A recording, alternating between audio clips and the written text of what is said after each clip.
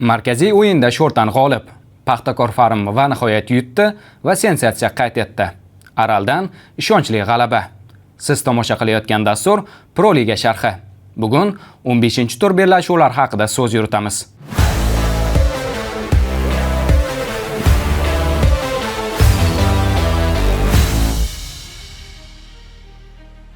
Nukusda kechgan turning dastlabki uchrashuvida Jayxun va Fardu nursiz durangga imzo chekdi. 15-turni ochib bergan Jayxun va Fardu jamoalari o'rtasidagi bahsda g'olib nomi aniqlanmadi. Nursiz durang 2 turdan buyon 2-1 hisobdagi mag'lubiyatga uchrayotgan Jayxunga ham 11-turdan buyon yutqazmay kelayotgan Farduga ham 1 ochkodan taqdim etdi.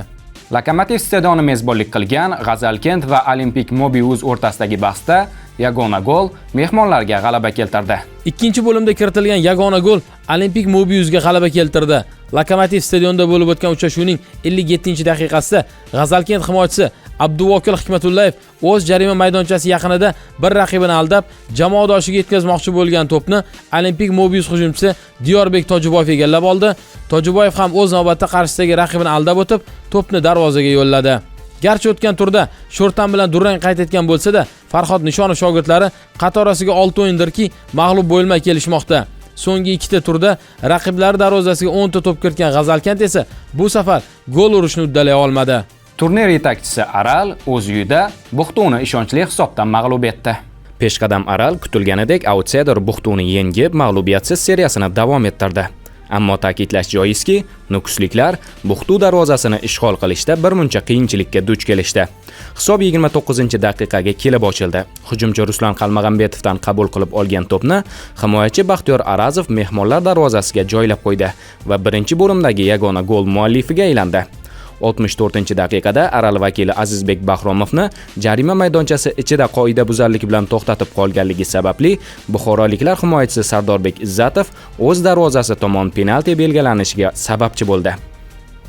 Belgilangan penaltini 66-daqiqada hujumchi Ruslan Qalmag'ambetov ijro etishda adashmadi va mavsumdagi 14-golini kiritishga muvaffaq bo'ldi.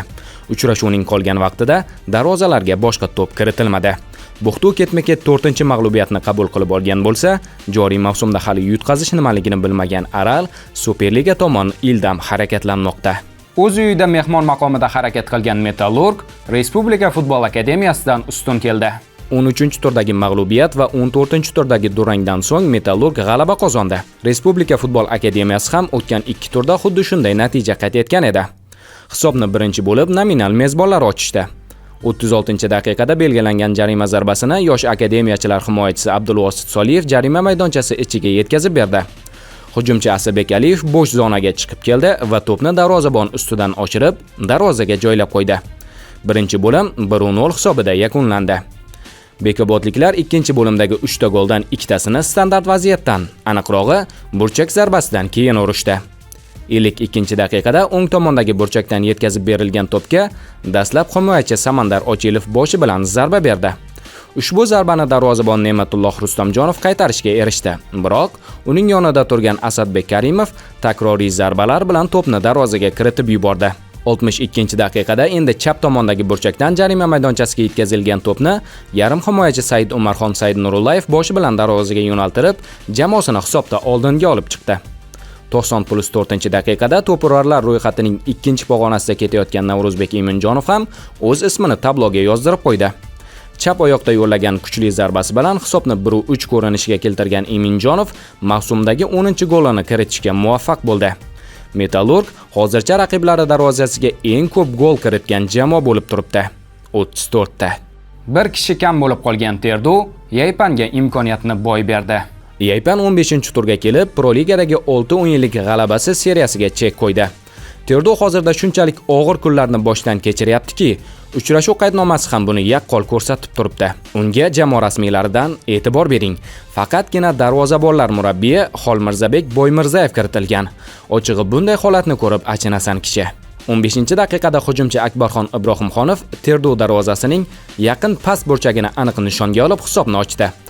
18-daqiqada Yaypan futbolchisi Javohir Abdujabborovga nisbatan ishlatilgan qoidabuzarligi uchun nominal mezbonlar vakili Jasurbek Allamurodov to'g'ridan-to'g'ri qizil kartochka bilan jazolanib maydondan chetlatildi. Shu tariqa o'yinning katta qismini Terdu o'yinchilari bir kishi kam bo'lib o'tkazishga majbur bo'lishdi. 40-daqiqada termizliklar jarima maydonchasi ichida aynan Ibrohimxonovga nisbatan ishlatilgan qo'pollik uchun penalti belgilandi. 42-daqiqada penaltini yarim himoyachi Jahongir Tursunov aniq amalga oshirdi. E'tiborlisi, Terdu darvozasiga urilgan har ikki gol ham aynan burchakdan o'tkazib yuborildi.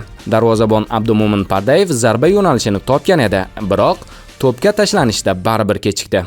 Birinchi bo'limga qo'shib berilgan daqiqalarda termizliklar yarim himoyachisi Nurmuhammad Namozov jarima zarbasidan chiroyli gol urib hisobni qisqartirdi. Ikkinchi bo'limda darvozalar daxlsiz qoldi va Terdu mavsumdagi 13-mag'lubiyatini qabul qilib oldi. Markaziy bahsda Sho'rtan Kattaqo'rg'onni yengishga muvaffaq bo'ldi.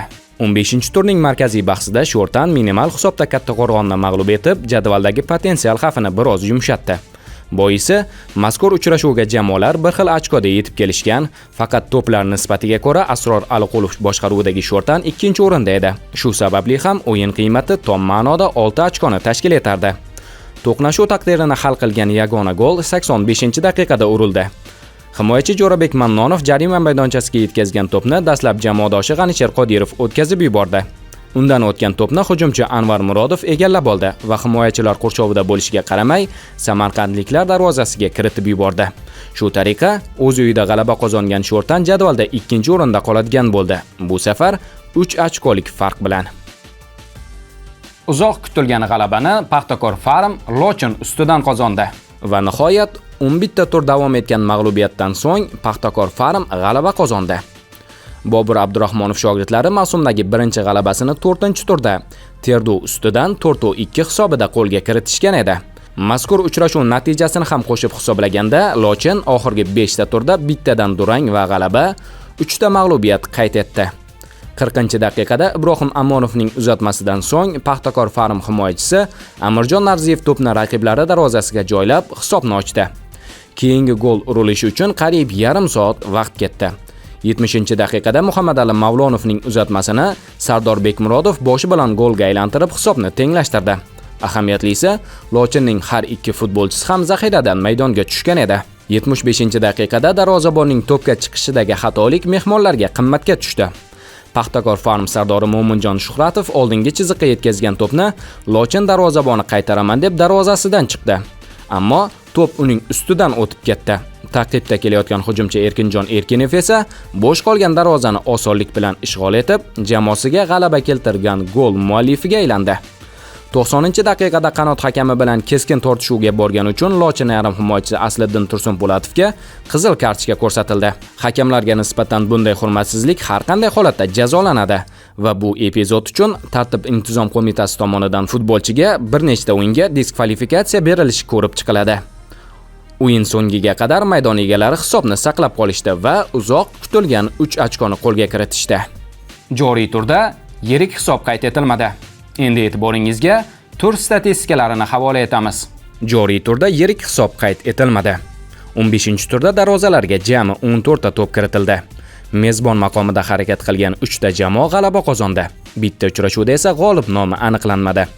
Futbolchilarga jami 35 ta kartochka ko'rsatildi. Shundan 3 tasi qizil. Eng ko'p kartochka ko'rsatilgan uchrashuv Terdu Yaypan bahsi. Mazkur o'yinda 8 ta sariq va bitta qizil kartochka ko'rsatildi. Birinchi o'rinda Terdu vakili. Ko'rsatuvimiz an'anasiga bog'liq gollar uchligini tuzib chiqqanmiz. Ko'ring va baho bering. 3-pog'onadan Metallurg hujumchisi Navrozbek Iminjonov joy oldi.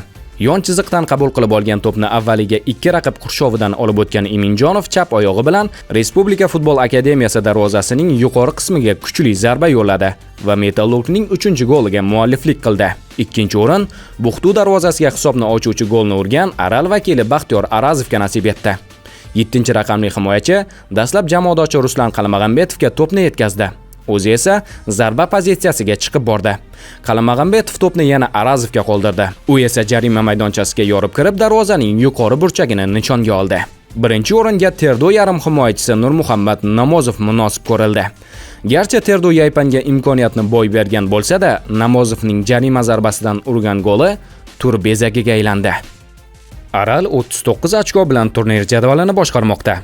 Kattaqo'rg'onni mag'lub etgan Sho'rtan 33 ochko bilan ikkinchi o'rinni band etib turibdi. Kattaqo'rg'on esa 30 ochko bilan kuchli uchlikni yakunlagan. Universitet jamoalari ichida eng yuqori ko'rsatkich Fardoga tegishli. Ular 26 ochko bilan 4-o'rinda ketishmoqda. Bir yo'la 3 ta jamoa Metallurg, Lochin va Olimpik Mobius 25 ochkodan jamg'argan va jadvalda mos ravishda ketma-ket joylashgan. 24 ochkoga ega bo'lgan G'azalkent 8-pog'onada. Keyingi o'rinlarda Jayxon, Respublika futbol akademiyasi va Buxtu jamoalari ketmoqda. 7 ochkosi bor Paxtakor Farm 13-o'rinni egallab turibdi. Hamon 4 ochkosi bor Terdo esa turnir jadvalining eng quyi pog'onasida. To'purarlar ro'yxatida karvonboshilik Aral hujumchisi Ruslan Qalmag'ambetovga tegishli. Uning hisobida 14 ta gol mavjud.